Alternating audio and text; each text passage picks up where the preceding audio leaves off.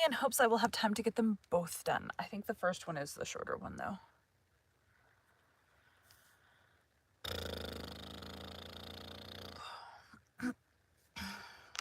My screen is weird.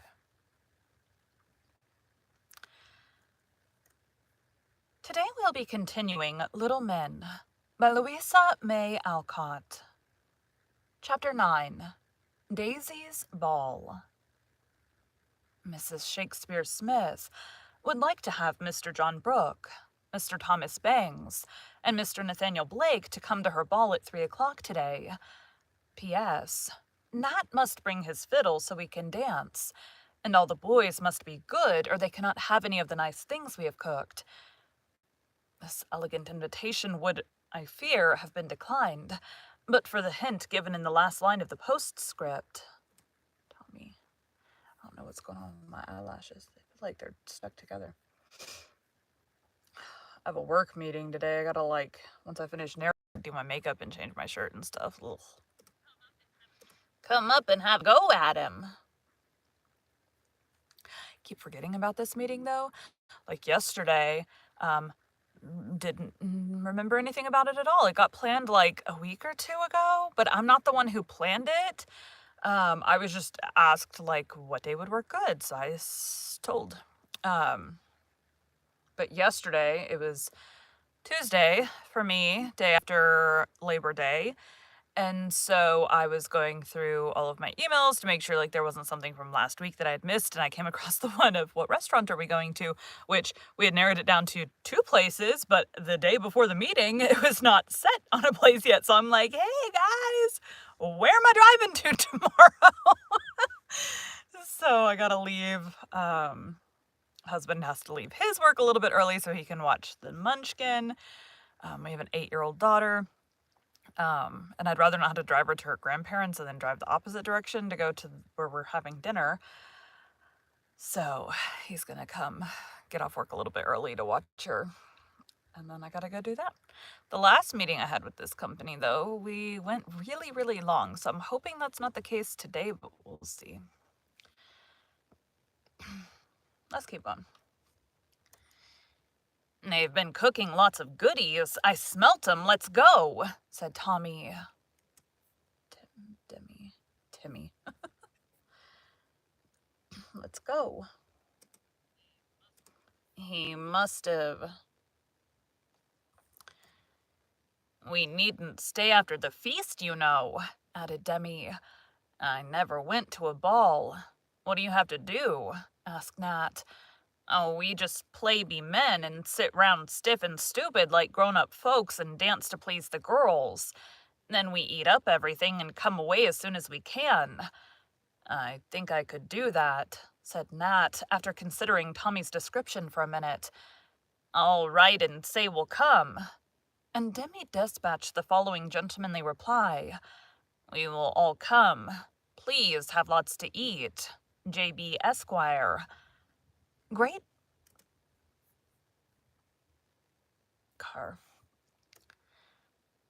was the anxiety of the ladies about their first ball. Because if everything went well, they intended to give a dinner party to the chosen few.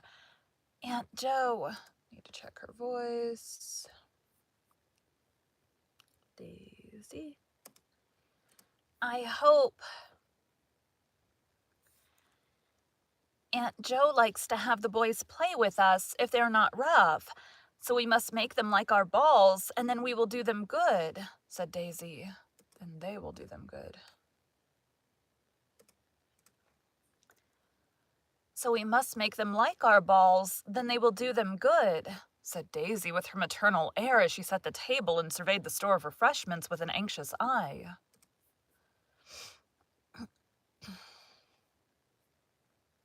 Man, I don't know what I did to my lower back. I swear, every other week. I was smart this time. Usually I will suffer through for a few days, but I'm I got a meeting today and I got stuff to get done. We are taking a leave this morning, so I already did that. About your age. I got stupid allergies that have gunk in my throat. So irritating, man. Demi and Nat will be good. "But Tommy will do something bad, I know he will," replied Nan, shaking her head over the little cake basket which she was arranging. "Then I shall send him right home," said Daisy with decision. "People don't do so at parties. It isn't proper. I shall never ask him any more. That would do. He'd be sorry not to come to the dinner ball, wouldn't he? I guess he would. We'll have the splendidest things ever seen, won't we? Real soup with a ladle and a tureen." She meant tureen. "And a little bird for turkey and gravy and all kinds of nice vegetables." Daisy never could say vegetables properly, and had given up trying. "It is most 3, and we ought to dress," said Nan, who had arranged a fine costume for the occasion, and was anxious to wear it. "I am the mother, so I shan't dress up much," said Daisy, putting on a nightcap ornamented with a red bow, one of her aunt's long skirts, and a shawl.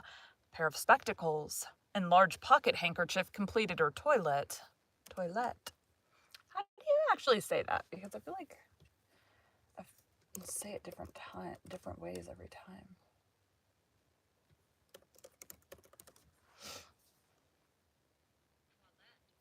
Toilette. Whoa. Toilette.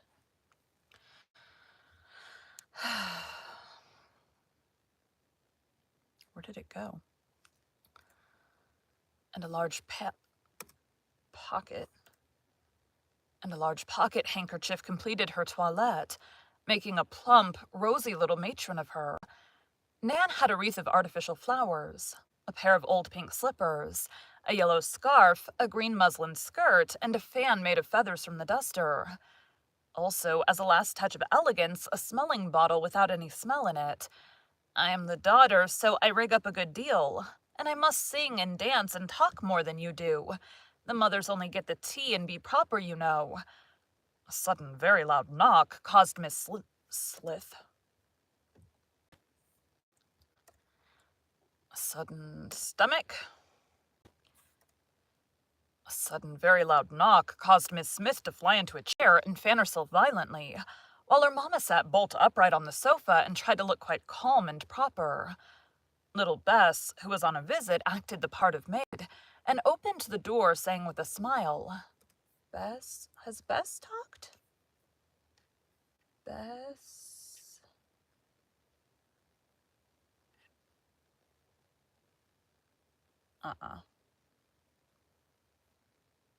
No. "Wart in, Gempleman.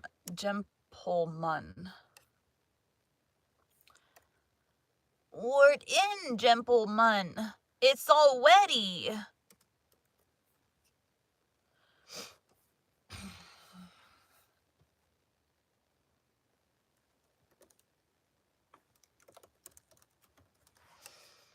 Today was the last chapter of Little Women airing. I gotta get that off my computer now. In honor of the occasion, the boys wore high paper collars, tall black hats, and gloves of every color and material, for they were an afterthought, and not a boy among them had a perfect pair. "Good day, Mum," said Dimmy in a deep voice, which was so hard to keep up that his remarks had to be extremely brief. Everyone shook hands and then sat down, looking so funny yet so sober that the gentlemen forgot their manners and rolled in their chairs with laughter. "Oh, don't," cried Mrs. Smith, much distressed.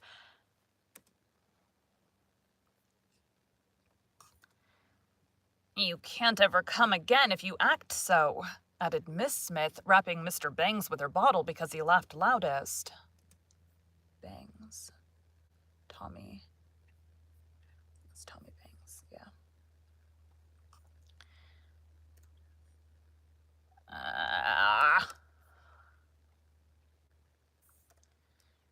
"I can't help it. You look so like Fury," gasped Mr. Bangs with most uncourteous candor. So do you. "So do you, but I shouldn't be so rude as to say so. He shan't come to the dinner ball, shall he, Daisy?" cried Nan indignantly. "I think we had better dance now. "Did you bring your fiddle, sir?" asked Mrs. Smith, trying to preserve her polite composure. "It's outside the door." And Nat went to get it. "Better have tea first," proposed the unabashed Tommy, winking openly at Demi to remind him that the sooner the refreshments were secured, the sooner they could escape. "No, we never have supper first. And if you dance well.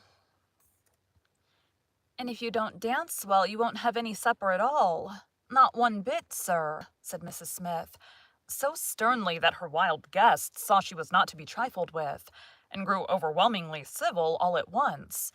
"I will take Mr. Bangs and teach him the polka, for he does not know it fit to be seen," added the hostess, with a reproachful look that sobered Tommy at once. Nat struck up, and the ball opened with two couples, who went conscientiously through a somewhat varied dance. The ladies did well because they liked it, but the gentlemen exerted themselves from more selfish motives, for each felt that he must earn his supper and labored manfully toward that end. When everyone was out of breath, they were allowed to rest, and indeed, poor Mrs. Smith needed it, for her long dress had tripped her up many times. The little maid passed round molasses and water in such small cups that one guest actually emptied 9. I refrained from mentioning his name because this mild beverage affected him so much that he put cup and all into his mouth at the 9th round and choked himself publicly. Daisy. "You must ask Nan to play and sing now," said Daisy to her brother, who sat looking very much like an owl, as he gravely regarded the festive scene between his high collars. "Give us a song, Mum," said the obedient guest, secretly wondering where the piano was. Damn it. Miss Smith sailed up to an old secretary which stood in the room, threw back the lid of the writing desk, and sitting down before it, accompanied herself with a vigor which made the old desk rattle as she sang that new and lovely song, beginning "Gaily the Troubadour," touched his guitar as he was hastening home from the war.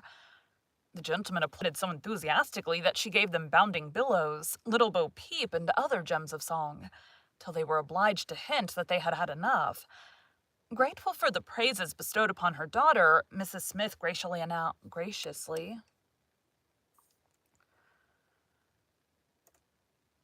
Grateful for the praises bestowed upon her daughter, Mrs. Smith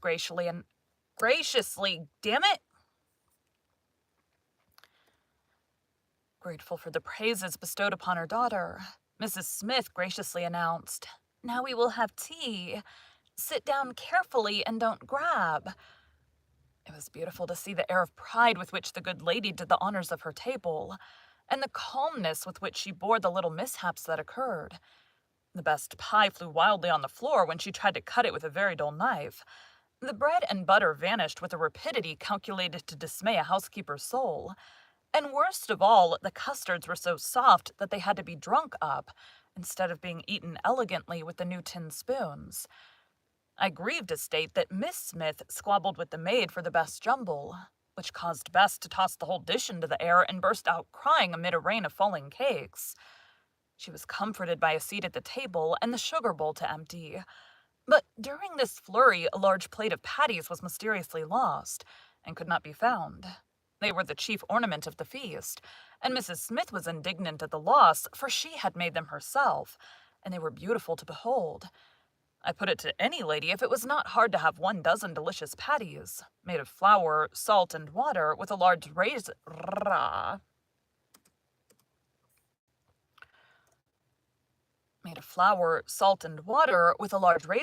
of each, and much sugar over the whole, swept away at one fell swoop. "You hid them, Tommy." "You hid them, Tommy. I know you did," cried the outraged hostess, threatening her suspected guest with the milk pot. "I didn't." "You did." "It isn't proper to contradict," said Nan, who was hastily eating up the jelly during the fray. "Give them back, Demi," said Tommy. "That's a fib. You've got them in your own pocket," bawled Demi, roused by the false accusation. "Let's take 'em away from him. It's too bad to make Daisy cry," suggested Nat, who found his first ball more exciting than he expected. Daisy was already weeping. Bess, like a devoted servant, mingled her tears with those of her mistress, and Nan denounced the entire race of boys as plaguey things. Meanwhile, the battle raged among the gentlemen, for when the two defenders of innocence fell upon the foe, that hardened youth entrenched himself behind a table and pelted them with the stolen tarts, which were very effective missiles, being nearly as hard as bullets. While his ammunition held out, the besieged prospered. While his ammunition held out, the besieged prospered. But the moment the last patty flew over the parapet, the villain was seized, dragged howling from the room, and cast upon the floor in an ignominious heap. That's not how you say that word. Damn it!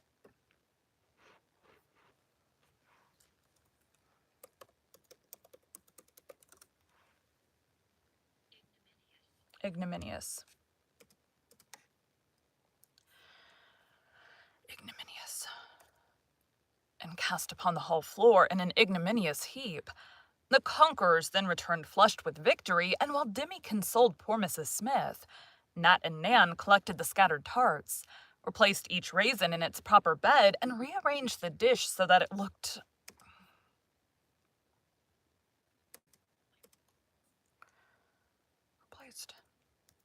Replaced each raisin in its proper bed and rearranged the dish so that it really looked almost as well as ever.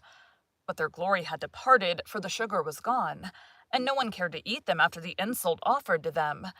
"I guess we had better go," said Demi suddenly as Aunt Joe's voice was heard on the stairs. "Perhaps we had." And Nat hastily dropped a stray jumble that he had just picked up. But Mrs. Joe was among them before the retreat was accomplished, and into her sympathetic ear the young ladies poured the story of their woes. "No more balls for these boys till they've atoned for this bad behavior by doing something kind to you," said Mrs. Joe, shaking her head at the three culprits. "We were only in fun," began Demi. "I don't like fun that makes other people unhappy.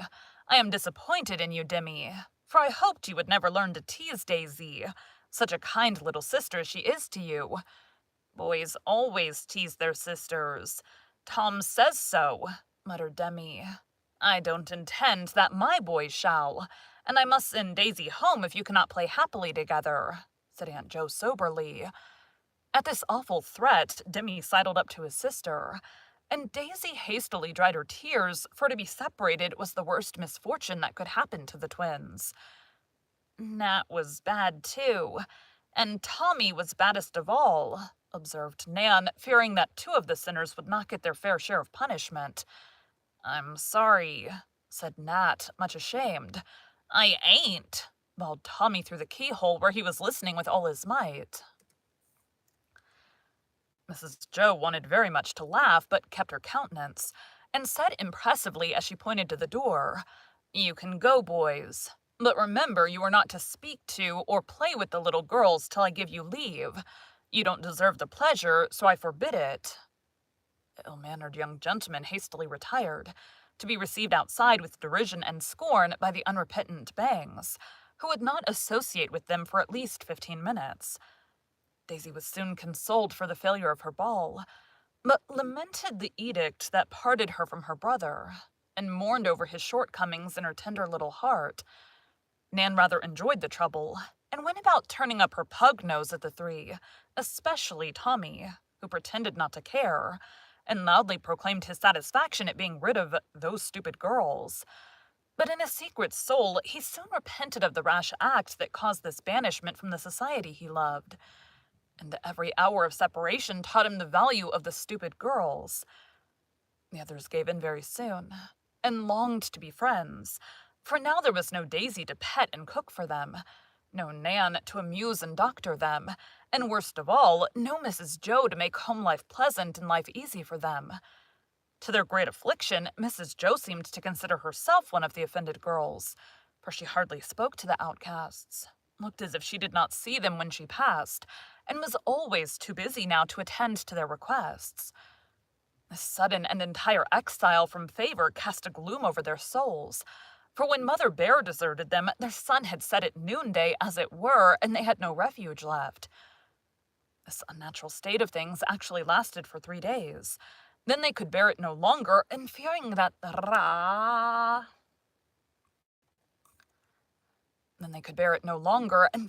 the eclipse might become total, went to Mr. Bear for help and counsel. It is my private opinion that he had received instructions how to behave if the case should be laid before him. But no one suspected it, and he gave the afflicted boys some advice, which they gratefully accepted and carried out in the following manner.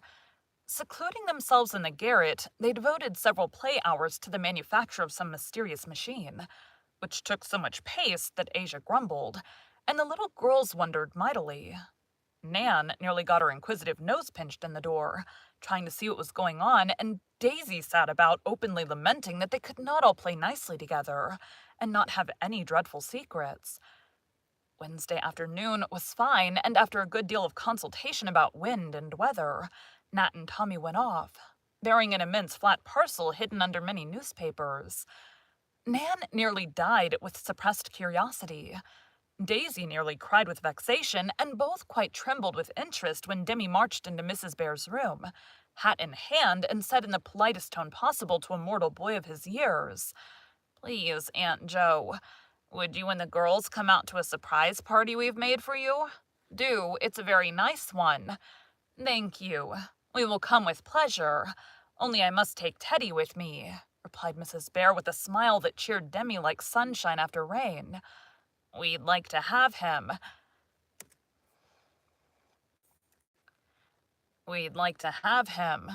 The little wagon is all ready for the girls. You won't mind walking just up to Pennyroyal Hill, will you, Auntie? I should like it exceedingly. But are you quite sure I shall not be in the way? Oh, no, indeed. We want you very much, and the party will be spoilt if you don't come," cried Demi with great earnestness. "Thank you kindly, sir." And Aunt Jo made him a grand curtsy, for she liked frolics as well as any of them. "Now, young ladies, we must not keep them waiting. On with the hats, and let's be off at once. Blah, blah.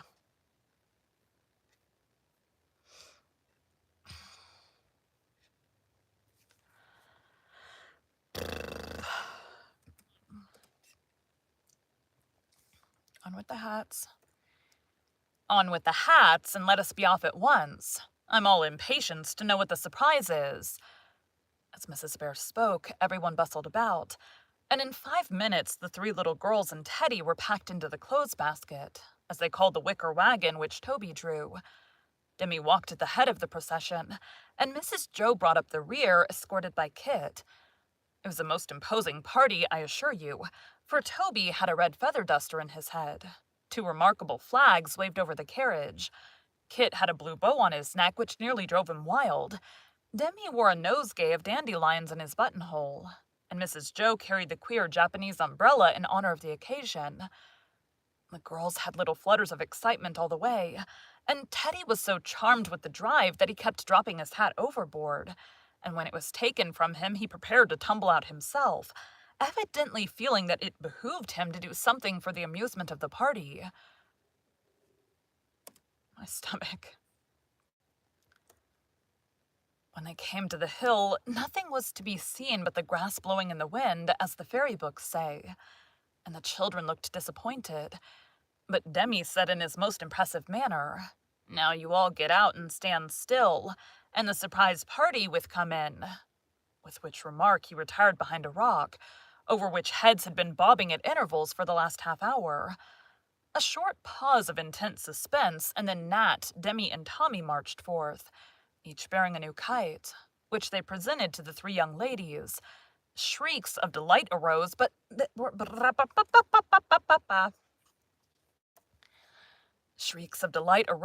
silenced by the boys, who said with faces brimful of merriment, "That isn't all the surprise," and running behind the rock, again emerged bearing a 4th kite of superb size, on which was printed in bright yellow letters for Mother Bear, "We thought you'd like one too because you were angry with us, and took the girls' part," cried all 3, shaking with laughter, for this part of the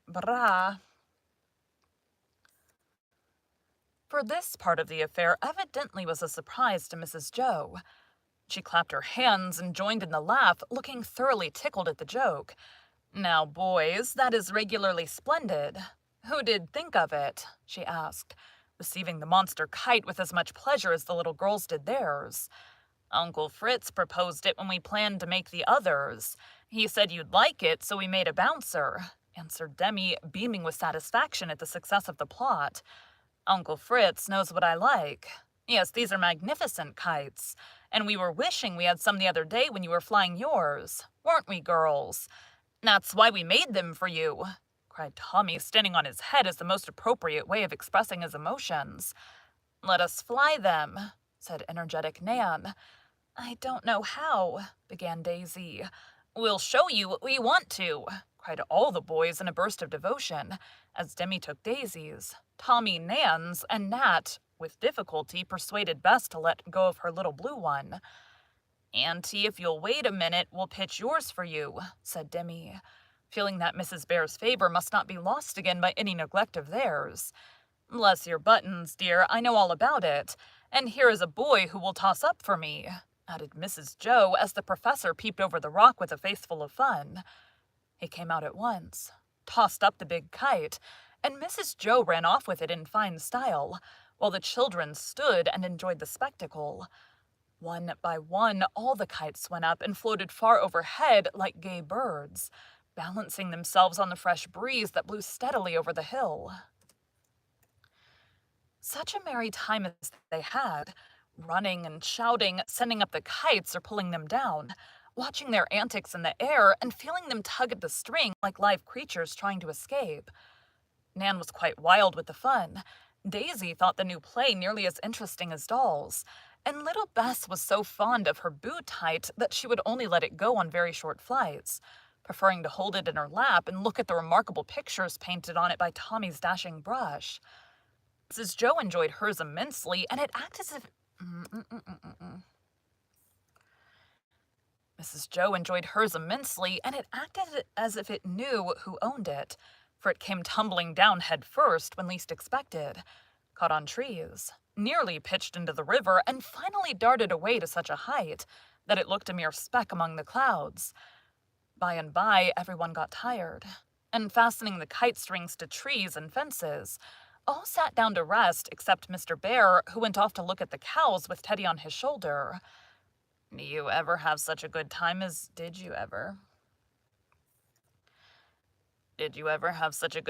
this before?" asked Nat as they lay about on the grass, nibbling pennyroyal like a flock of sheep. "Not since I last flew a kite, years ago when I was a girl," answered Mrs. Joe.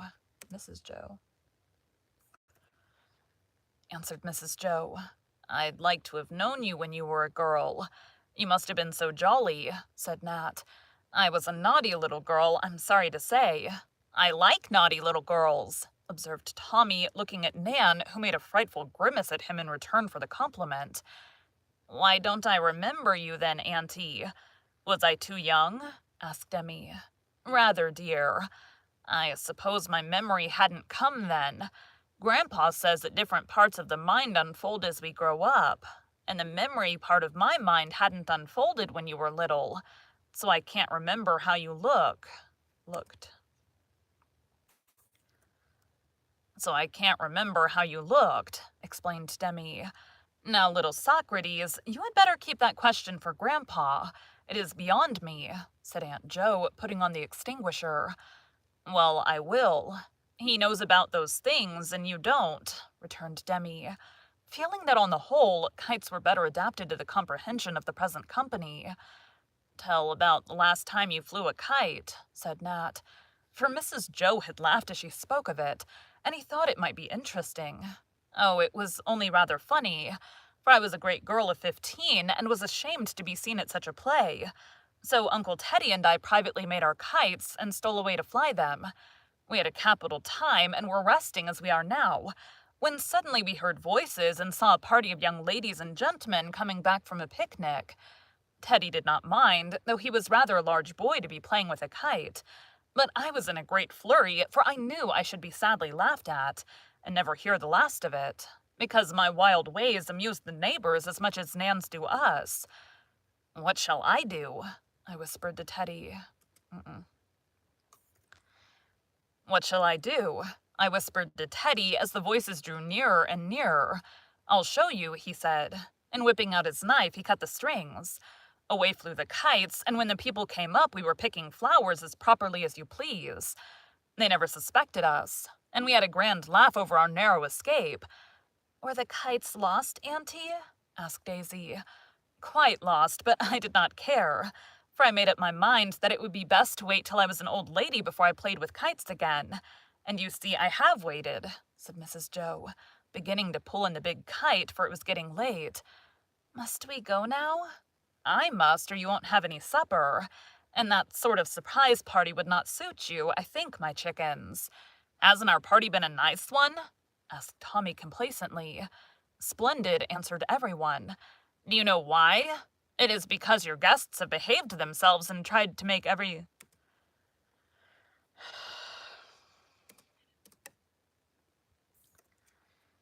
Do you know why? It is because your guests have behaved themselves and tried to make everything go well. You understand what I mean, don't you? Yes'm, was all the boys said. But they stole a shamefaced look at one another as they meekly shouldered their kites and walked home, thinking of another party where the guests had not behaved themselves, and things had gone badly on account of it. Thank you for joining Bite at a Time Books today, while we read a bite of one of your favorite classics. Again, my name is Bree Carlile, and I hope you come back tomorrow for the next bite of Little Men. We are going to turn on the air conditioner for a few minutes and get this last one done. Thanks, guys.